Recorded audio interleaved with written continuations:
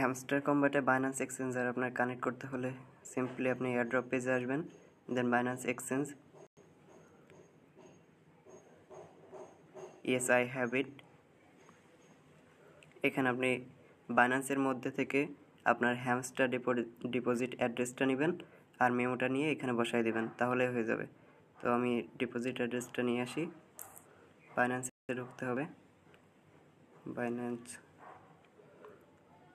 তবে একটা বিষয় খেয়াল রাখেন, একটা বাইন্যান্স অ্যাকাউন্ট দুইটা হ্যামস্টারে কানেক্ট করেন না, তাহলে সমস্যা হইতে পারে।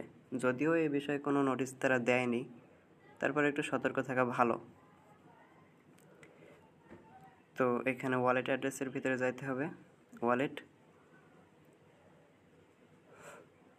আমার একটা নেট সমস্যা আছে মনে হচ্ছে।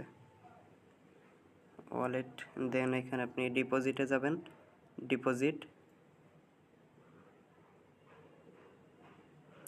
এখানে আপনি সার্চ কয়েনের এখানে হ্যামস্টার সার্চ দিবেন, হ্যামস্টার, HMSTR দিলেও হবে অথবা হ্যামস্টার লিখলেও হবে, এইটা।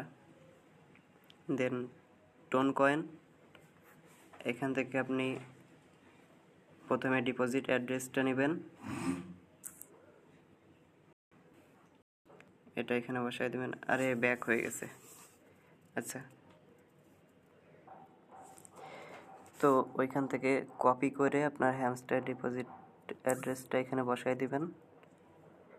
এবার মেমোটা দিতে হবে, এবার মেমোটা নিয়ে আসি।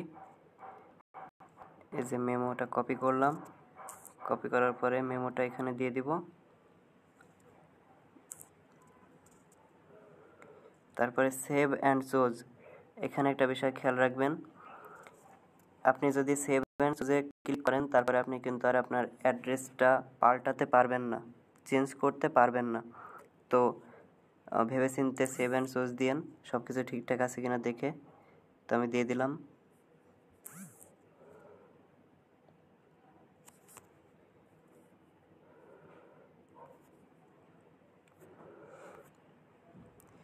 তো আমার এখানে রিকোয়েস্ট প্রসেসিং দেখাচ্ছে এখনও, এটা মেবি সার্ভার এখনও ডাউন আছে।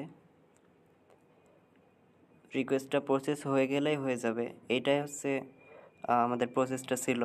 এভাবেই আপনি জাস্ট এখানে আপনার বাইন্যান্স থেকে ডিপোজিট অ্যাড্রেস আর মেমোটা বসাই দিবেন, তাহলে হয়ে যাবে, আর কিছুই করা লাগবে না।